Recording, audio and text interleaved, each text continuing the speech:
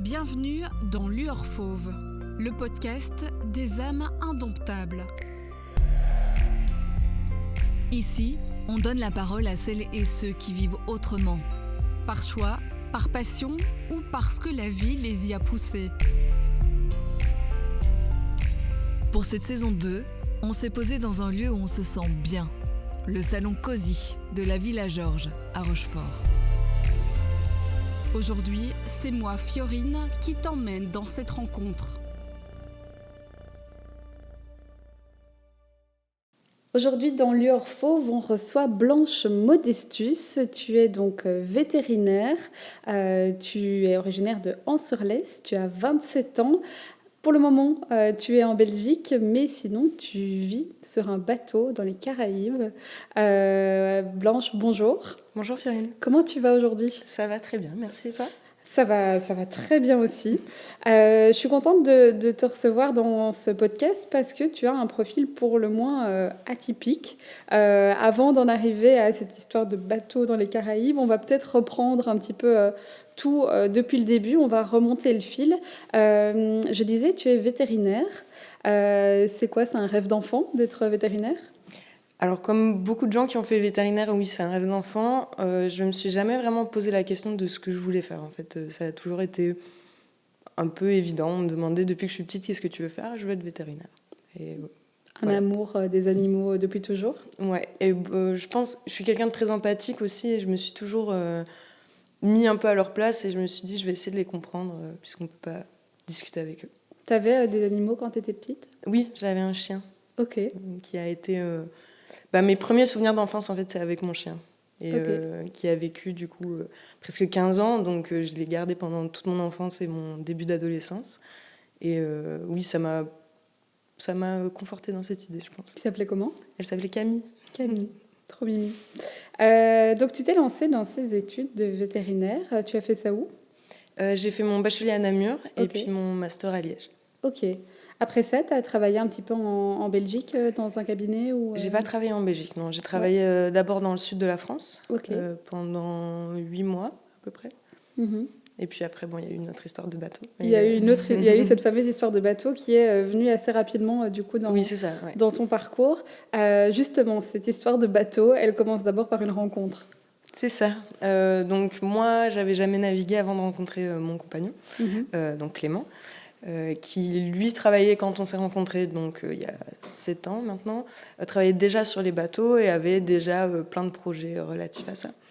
Moi, c'était pas du tout mon milieu, et puis au fur et à mesure, on est parti en vacances, il m'a un peu montré ce qui était sa passion à lui, et en fait, j'ai bien accroché aussi. Donc il était marin. Oui, c'est ça. Et il avait déjà un bateau Non, à ce moment-là, il n'avait pas encore de bateau, il travaillait sur le bateau des autres. Ok. Qu'est-ce qui a matché entre vous ? C'est une certaine passion pour le monde marin ? C'est difficile à dire. Je pense que moi, de mon côté, il y avait quand même un peu de... Enfin, ça m'intriguait beaucoup, cette histoire, parce que donc, lui travaillait sur des bateaux, à ce moment-là, des bateaux privés, donc des grands yachts de milliardaires. Et c'est vrai que ça m'a beaucoup intriguée au début. Puis au fur et à mesure, oui, tous ces projets d'acheter un bateau, de voyager, etc., ça m'a bien plu. Comment vous vous êtes dit on va partir vivre sur un bateau ? C'est quoi le chemin ?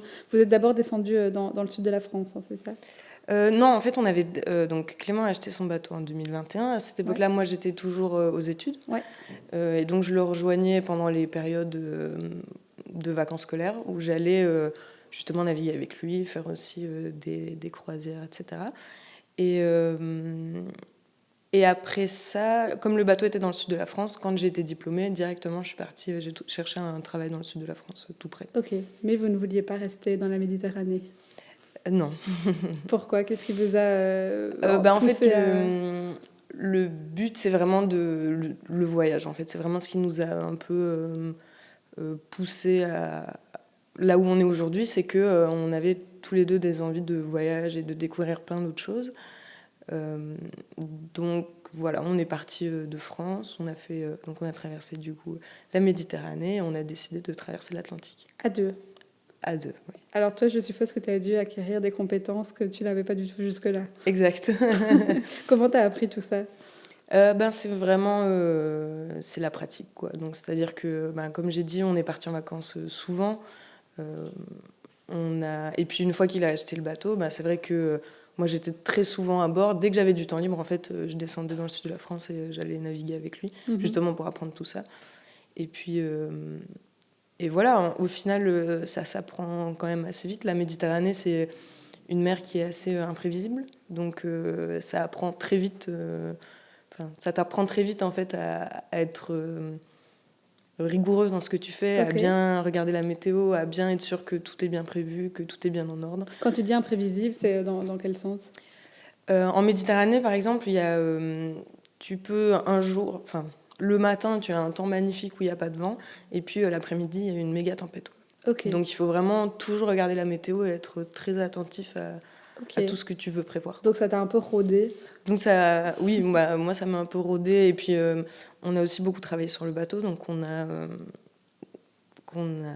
fait un refit en fait, donc on a fait beaucoup de travaux dessus, y compris des travaux de structure. Donc en fait tout ça m'a aidé à mieux comprendre comment fonctionnait un bateau et ce qu'il fallait absolument entretenir, à quoi faire attention, etc. Ça a pris combien de temps pour traverser l'Atlantique ? Alors, ça dépend comment on compte. Entre le moment où on est parti de Marseille et le moment où on est arrivé à Barbade, du coup c'était notre premier arrêt, il y a eu 1 an. Mais la traversée de l'Atlantique en elle-même, entre le Cap-Vert et Barbade, ça nous a pris 16 jours. D'accord, ok. Et du coup, quand tu dis 1 an, qu'est-ce qui s'est passé on a pris le temps, beaucoup. Ok. On s'est arrêté pas mal. Donc, on a fait, en partant de Marseille, on a fait du coup d'abord les Baléares. Après, où on a fait une saison de croisière, donc tout l'été. Donc, on a quand même bien bossé là-bas. Ensuite, on a été jusque Gibraltar, puis les Canaries, puis le Cap-Vert, et puis là, on a traversé. Ah oui, toujours voyage, quoi. Donc, voyage, oui. Où est-ce que vous vous êtes installé ? À la Barbade, alors Alors non, la Barbade, en fait, c'est juste l'île qui est la plus proche. Donc, c'est l'île où on est arrivé. Et ensuite, donc on est arrivé le 27 mars. Et moi, j'avais mon contrat de travail en Martinique qui commençait le 2 avril. Donc, d'accord, tu avais déjà prévu, en fait... J'avais déjà un contrat. Donc, on a dû se dépêcher un petit peu pour arriver en Martinique après. Et là, on s'est installé en Martinique à ce moment-là. Et là, ton contrat de travail, c'était vétérinaire classique C'est ça. Et c'était la première fois que tu rentrais dans un cabinet, en fait, alors Non, j'avais déjà travaillé un peu dans le sud de la France. Ok. Et le projet, c'était quoi du coup, c'était de partir s'établir là-bas. Est-ce qu'il y avait un projet, en fait ? Oui. Alors, le projet, vraiment le but de ça, de toutes ces expéditions, en fait, Clément, il a un rêve, c'est d'aller voir la tombe de Jacques Brel aux Marquises. Les Marquises qui sont donc dans le Pacifique. Et donc, c'est la première étape, en fait, pour aller... En fait, pour faire le tour du monde, la première étape, c'est de traverser l'Atlantique, en partant d'Europe, en tout cas. C'est le vent te pousse dans cette direction-là, et après, tu te laisses porter par le vent, quoi. Et donc, la première étape, c'est les Caraïbes. Un bateau, ça coûte cher, donc il nous a fallu forcément faire une pause pour pouvoir remplir un peu les caisses de bord. Et puis voilà, moi, ça m'a permis de travailler comme vétérinaire. J'avais beaucoup apprécié mon temps là-bas. Et Clément, lui, pouvait faire des croisières, du coup, au départ de la Martinique, principalement vers les îles Grenadines, qui sont les îles un peu... Le rêve caribéen, comme on l'imagine. Avec des touristes, alors. Il embarquait des touristes avec lui. Et toi, tu as quitté ce job que tu avais en Martinique pour rejoindre le bateau à temps plein ? Oui, alors en fait, on s'était pris... Donc là, on devait faire des vacances après avoir travaillé pendant 1 an en Martinique. On a eu pas mal de soucis techniques sur le bateau. Nous, notre but, c'était vraiment de continuer avec ce bateau. Et sauf qu'en fait, au fur et à mesure, là, les derniers mois, on s'est rendu compte que en fait, c'était pas tout à fait possible. Donc, on a eu des gros soucis techniques. Et donc, on a décidé qu'on voulait en acheter un autre qui était plus grand, plus solide aussi. Et donc voilà, là, c'est pour ça qu'on est ici un peu entre les deux. On est de retour en Belgique pour faire une petite pause entre ces 2 périodes. Le projet, après, donc vous avez déjà votre nouveau bateau. C'est de continuer les croisières, c'est d'aller plus loin vers cette fameuse tombe de Jacques Brel. Alors, on aimerait bien y arriver le plus vite possible aux Marquises parce que c'est vraiment des endroits qui sont fantastiques. Mais bon, comme je dis, un bateau, ça coûte cher. Donc là, on va rester plus longtemps que prévu dans les Caraïbes.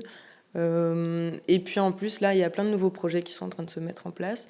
Et notamment, ce bateau, en fait, il est super équipé. Et on aimerait pouvoir faire, enfin c'est surtout moi qui pousse pour ça, faire des expéditions scientifiques pour aller faire recensement, observation des mammifères marins, tout ça. Et vraiment faire des expéditions scientifiques, c'est-à-dire embarquer des scientifiques à bord pour qu'ils puissent venir, eux, faire des prélèvements, tout ça. Voilà. Pas juste du tourisme en disant, voilà, on va prendre le bateau et aller voir les baleines. Ouais. C'est super chouette, mais j'ai envie d'un peu plus. Et là, c'est là que toi, tu retrouves un petit peu ta casquette de vétérinaire, finalement. Vétérinaire, du coup, spécialisation animaux marins, c'est quelque chose que tu as toujours apprécié, que tu avais déjà envisagé? Alors, j'aimais bien ça. J'avais déjà suivi des cours de pathologie des mammifères marins en master. Mais j'avais pas forcément envisagé de faire ce genre de choses, forcément, puisque c'est tellement hors du commun qu'on n'y avait pas pensé. Et c'est vrai que même avec le bateau précédent, j'y aurais pas pensé, forcément, parce que il n'était pas conçu de la même façon que le bateau là qu'on achète. C'est vraiment un bateau d'exploration, quoi. Il est fait pour faire des longs voyages, accueillir du monde. Il y a vraiment tout le matériel qu'il faut justement pour pouvoir faire des expéditions scientifiques. Et donc c'est en achetant ce bateau qu'on s'est dit mais en fait peut-être qu'on peut faire un peu plus que juste des croisières avec des touristes. Et toi, tu as déjà travaillé avec des animaux marins? Alors j'ai fait des autopsies. Du coup c'est pas super marrant. C'est pas vraiment avec. Mais oui, j'ai fait pas mal d'autopsies des mammifères marins, ce qui est aussi super intéressant et hyper enrichissant puisque on essaie de comprendre pourquoi ils sont morts. Et donc, en fonction, on peut comprendre un peu les causes qui font que il y a une diminution de la population. Enfin, c'est super intéressant, mais c'est pas ce qui vend le plus du rêve. Mais c'est intéressant. Quand tu parles de peut-être lancer des explorations avec des scientifiques, il y a un projet que tu aurais en tête qui toi, t'animerait, dont tu aimerais faire partie? Là, on a déjà été contacté du coup par une équipe qui veut faire un voyage de 3 mois, où ils parcourent vraiment l'ensemble de la Caraïbe. Donc, quand je dis l'ensemble, c'est vraiment partir de Barbade, faire tout l'arc entier, et puis même aller jusqu'en Colombie et au Venezuela. Alors le Venezuela, c'est un petit peu compliqué parce qu'il y a beaucoup de piraterie là-bas. Donc, mais bon, en tout cas, ils veulent vraiment parcourir de fond en comble toute la mer des Caraïbes pour pouvoir identifier des espèces, essayer de déterminer vraiment où elles se trouvent. Est-ce que c'est plutôt près du littoral ou est-ce que c'est au milieu de la mer, etc. Et aussi, en même temps, ils font de la prévention, de la préservation. Donc, ils travaillent en collaboration avec les gouvernements. Et donc, il y aurait aussi une partie de, quand on s'arrête sur une île, on va dans une école, on va expliquer aux enfants. Voilà. Et ça, c'est vraiment un projet qui me tiendrait à cœur. Maintenant, les problèmes, c'est toujours les fonds et comment ils sont capables de nous rémunérer, puisque nous, c'est quand même notre travail, du coup. Ici, quand vous allez repartir sur votre bateau, vous allez tous les deux y vivre à temps plein, chose que vous avez déjà fait, notamment pendant la traversée. Comment ça se passe, la vie au quotidien sur un bateau en pleine mer? C'est pas tous les jours facile, parce qu'il y a vraiment cette proximité à laquelle on peut pas échapper, puisque en plus, quand on est au milieu de l'océan, il n'y a pas de réseau. Donc, on est vraiment... déjà, on est seul avec soi-même et avec l'autre. Donc, ce qui est important, c'est vraiment la communication et réussir à se dire... moi, là, par exemple, j'ai pas envie qu'on parle, j'ai envie de faire d'être tout seul. Et donc, mais c'est important de pouvoir le dire, parce que parfois, ça peut mener à des incompréhensions, alors qu'au final, je voulais juste pas parler à personne. C'est pas forcément je suis fâchée contre toi. J'avais juste envie d'être tranquille. C'est quelque chose auquel vous étiez préparé, je veux dire, en tant que couple, ces difficultés-là C'est quelque chose qu'on entend, par exemple, quand on va discuter avec tous les gens. Enfin, dans les ports, on discute souvent avec beaucoup de gens, il y a souvent du monde. Et c'est vraiment un sujet qui est récurrent, c'est que partir en couple, ça peut être vraiment compliqué. Et d'ailleurs, dans nos amis à nous qui ont fait ça, qui sont partis en même temps que nous, il y en a quand même quelques-uns où ils ont quitté l'aventure et ils se sont séparés. En fait, le bateau, c'est un peu mentalement fatigant, puisqu'il y a toujours quelque chose qui est cassé sur un bateau. Donc, il faut tout le temps réparer. Et sauf que quand on est au milieu de l'eau, on est les seuls à être là et à devoir le réparer. Donc, si ça ne fonctionne pas comme on veut, c'est frustrant, ça peut même être dangereux. Et donc, là aussi, ça peut causer beaucoup d'étincelles. C'est vrai qu'il y a une part, je suppose, de stress et peut-être au final de peur chez toi qui n'avais jamais fait ça, de faire ce grand voyage.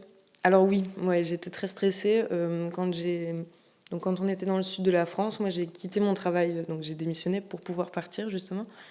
Et oui, ça a été un grand saut dans le vide pour moi parce que j'ai toujours été quelqu'un de très scolaire, donc je suis sortie de mes études, j'ai trouvé un travail. J'avais dit que je restais 1 an, je m'étais engagée, et puis au final, ça se passait pas aussi bien que ce que je l'avais espéré.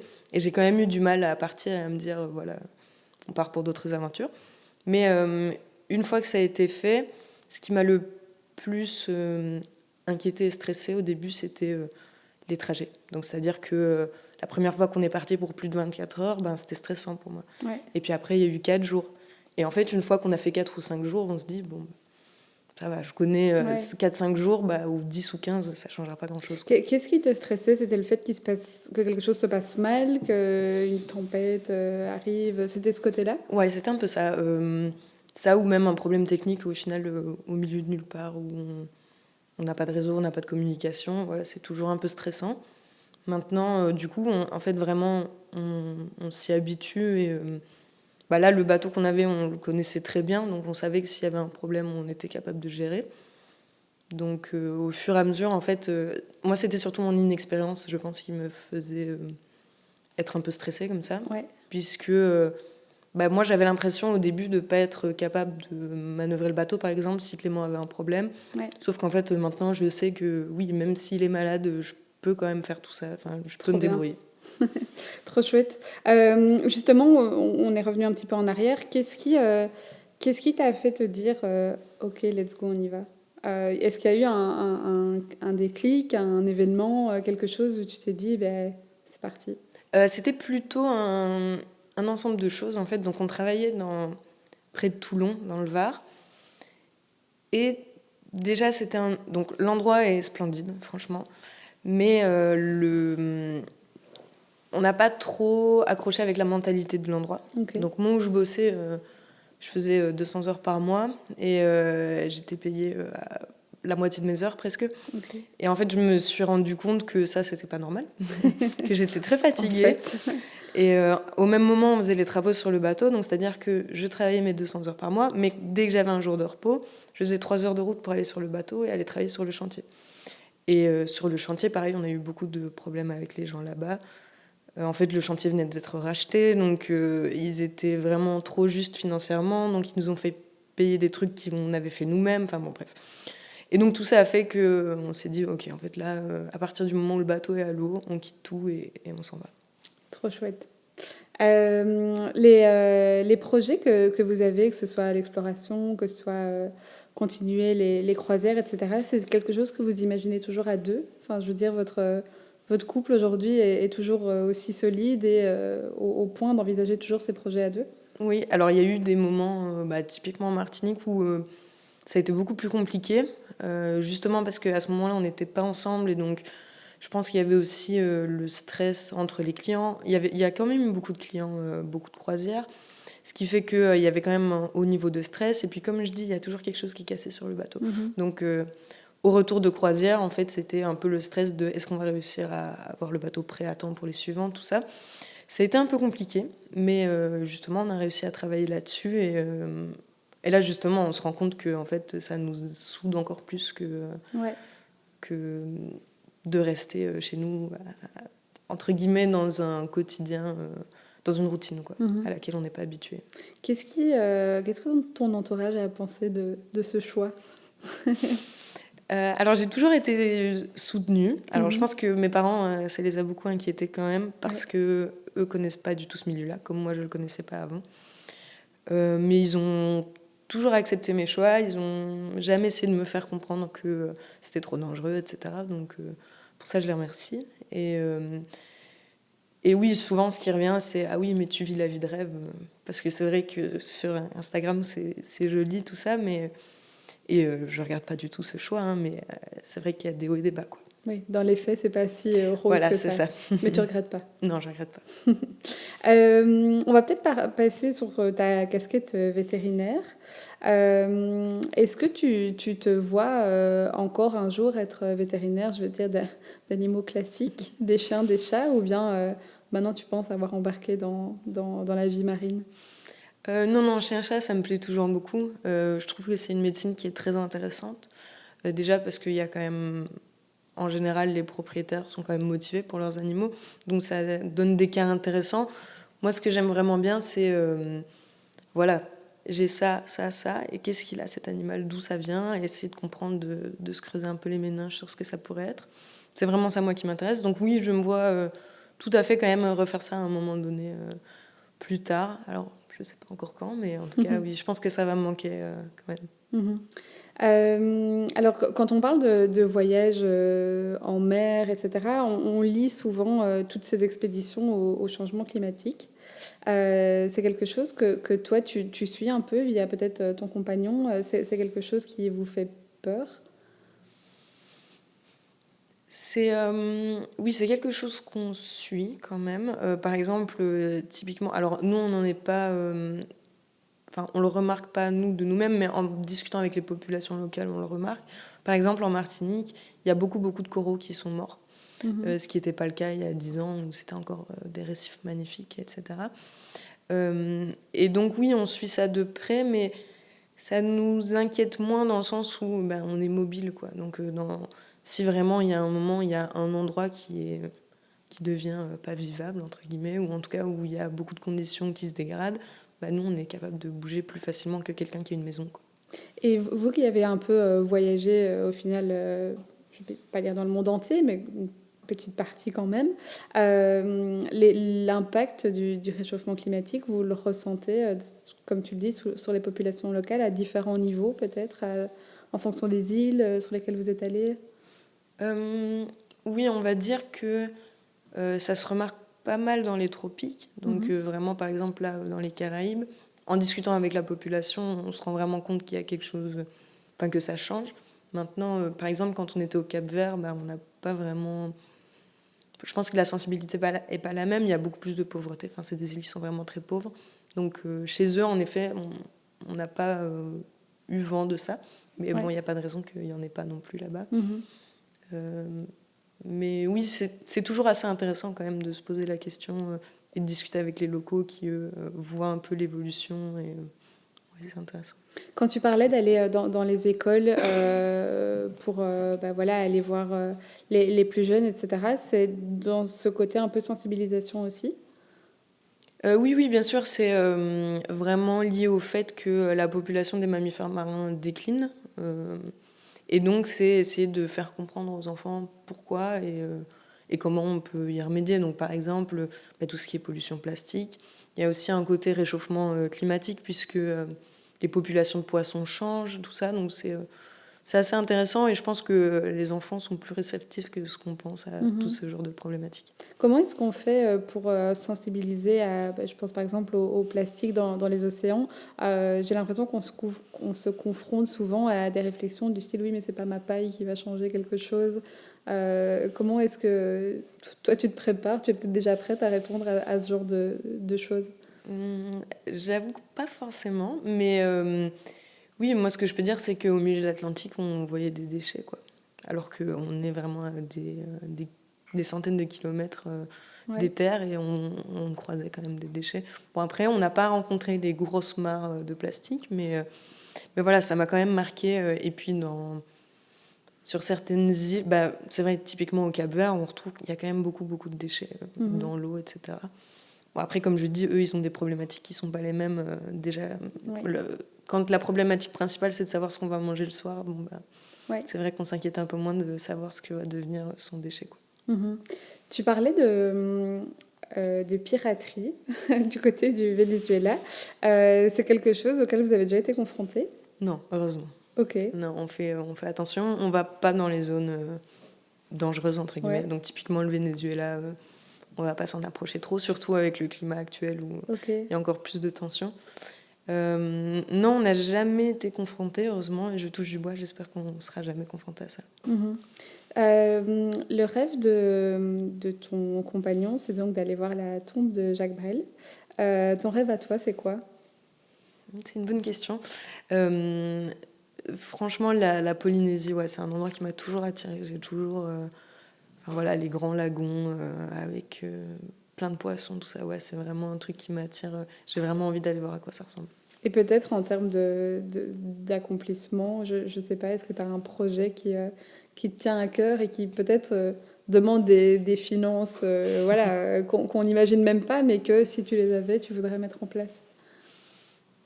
C'est une bonne question, mais oui, je pense que je partirais vraiment plutôt sur cet aspect de sensibilisation et de conservation. Pour avoir vu quand même pas mal de mammifères marins, donc des dauphins, des baleines, etc., c'est tellement majestueux.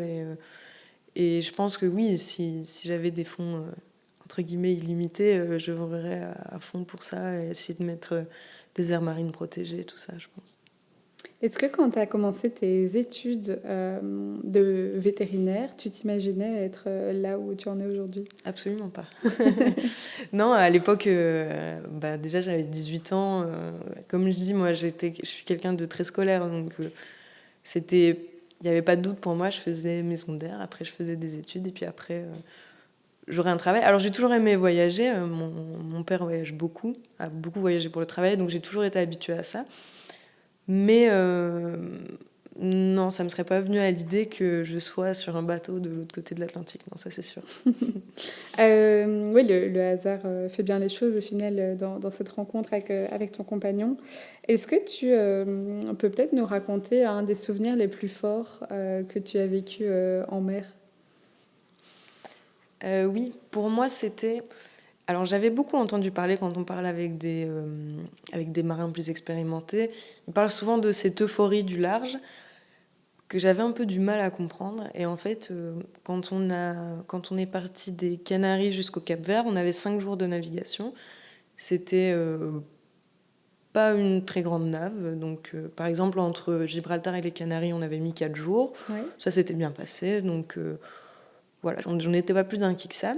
Et j'ai vraiment eu le 3e jour, je me suis réveillée et j'ai expérimenté cette euphorie du large, c'est-à-dire que tout était incroyable. Donc, c'est-à-dire que je trouvais que la mer était magnifique, je trouvais que mon eau était super bonne.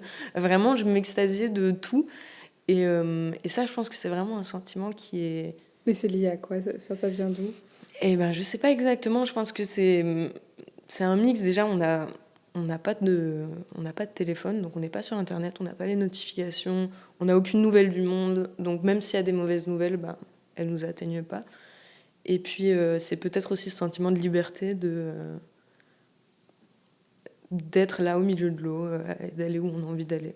Et ça dure quoi? Ça a duré 2-3 jours et puis après le moment où on sait qu'on va arriver, là ça rediminue. Okay. Mais c'est assez... C'était un moment qui était assez fort pour moi parce que je me suis dit ah, c'est donc de ça dont il parlait. Okay. Et c'est quelque chose qu'on peut revivre ou bien qu'on vit une fois? Non, en traversant l'Atlantique, je l'ai eu aussi. Alors c'était moins fort parce que je pense que j'étais déjà un peu habituée à ça. Mais c'est quand même un sentiment de plénitude qui est très agréable. Je pense que c'est un peu le dernier endroit sur Terre où on peut vraiment ne pas avoir de réseau et rester un peu déconnecté de la réalité. Est-ce que tu aurais un conseil à quelqu'un qui souhaite se lancer dans ce genre d'aventure, qu'elle soit en mer, qu'elle soit dans un tour du monde, un conseil, allez, je veux dire pour quelqu'un qui a des incertitudes aussi, qu'elles soient financières ou autres?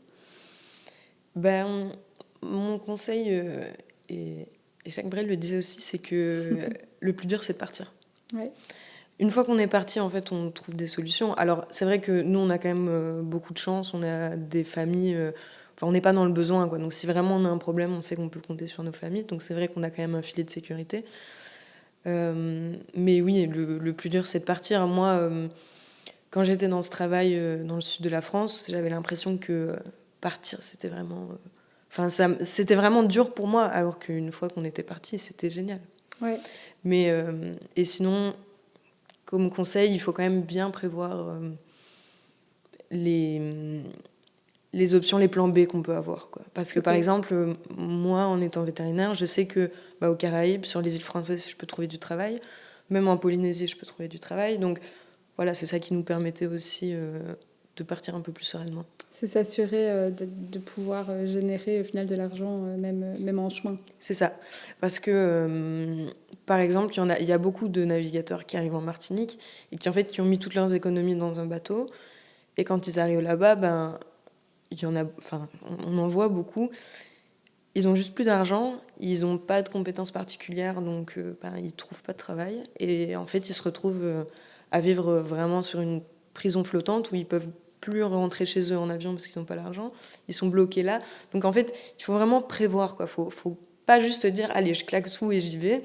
Faut quand même bien réfléchir à ce qu'on fait et être sûr que une fois sur place, si on a un problème, on est capable d'y faire face, quoi. Ce genre de voyage où on plaque tout et on décide de partir, on peut le faire seul, on peut aussi le faire en duo comme tu l'as fait. Comment on est sûr de la personne avec qui on part ? On peut pas être sûr.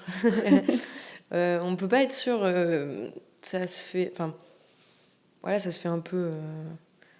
Ça se fait comme ça. Bon, je pense que tous les couples, c'est comme ça. On a envie d'avoir des projets et puis parfois ça marche et parfois ça marche pas. Maintenant, faut pas, je pense, avoir peur de se dire je le fais pas parce que ça pourrait mettre en péril mon couple. L'aventure est tellement enrichissante que même si ça met en péril le couple, c'est que c'était pas fait pour durer. C'est un risque qui en vaut la peine. C'est un risque qui en vaut la peine, je pense. Alors, on arrive tout doucement à la fin de cet échange. Je vais te poser quelques petites questions comme ça qui vont aller un petit peu dans tous les sens, avec 2 choix. Première question, lever ou coucher de soleil ? Lever de soleil. Lever de soleil ? Ouais. Pourquoi ? Pendant la traversée de l'Atlantique, il y a toujours quelqu'un qui est réveillé pour surveiller que tout se passe bien. Et moi, mon quart, c'était... donc le moment où j'étais réveillée, c'était de 5h à 8h du matin. Ok. Et donc j'ai vu tous les levers de soleil et c'était fantastique. Et c'est... Pareil, c'est aussi un sentiment de tous les matins, je sortais, je me disais, c'est beau la mer quand même. Alors que ça faisait 15 jours que je voyais que ça. Mais tous les matins, je me disais, c'est beau la mer quand même. Mais c'était à chaque fois une mer finalement différente qui t'émerveillait tous les jours. Exact. Sur le bateau, silence de l'océan ou playlist ? Non, playlist. Playlist. Ouais, avec un genre particulier sur le bateau. Dans les Caraïbes, on écoute beaucoup de reggae. Mais sinon, non, on a des goûts assez différents, Clément et moi. Lui, il va plutôt être sur le blues, le rock. Moi, et le reggae. J'aime beaucoup le reggae, le blues, etc. Mais c'est vrai que, par exemple, aux Caraïbes, j'écoutais beaucoup de la chata. C'est quelque chose qui me met de bonne humeur, qui est entraînant, qui donne envie de danser. Je trouve que c'est chouette aussi sur le bateau. Ok. Faune locale, rochefortoise ou faune marine ? Faune marine. Faune marine ? Ouais. Pourquoi ? Parce qu'elle est un peu plus méconnue, finalement ? Plus méconnue, et puis c'est vrai que d'aller, par exemple, typiquement d'aller nager et d'observer les coraux, les poissons, tout ça, c'est ouf. Après, j'adore... ici, on est rentré, on a vu du gibier, j'étais émerveillée aussi, mais c'est une faune que je connais plus, et donc j'y suis plus habituée. Soigner un animal ou sauver un habitat ? Ouais, sauver un habitat. Ouais. C'est plus challengeant. C'est plus challengeant, et puis si l'habitat est détruit, les animaux, ils sont plus là. Dernière question, c'est une question un peu plus large. Qu'est-ce que tu te souhaites pour l'avenir ? Du bonheur, j'espère, parce que je pense que c'est... peu importe les aventures qu'on vit, ce qu'il faut réussir à faire, c'est être heureux en le faisant. Et si on n'est pas heureux en le faisant, c'est qu'il faut qu'on fasse autre chose. Parfait. Merci beaucoup. Avec grand plaisir. En tout cas, je te souhaite encore de merveilleux levers de soleil sur ton bateau. Je te souhaite plein de bonnes choses pour cette expérience. Merci beaucoup d'être venu dans Lueur Fauve. Merci beaucoup. J'espère que cet épisode aura fait vibrer cette lumière fauve qui sommeille en toi. Si cette histoire t'a plu, aime-la, partage-la et fais-la rayonner autour de toi.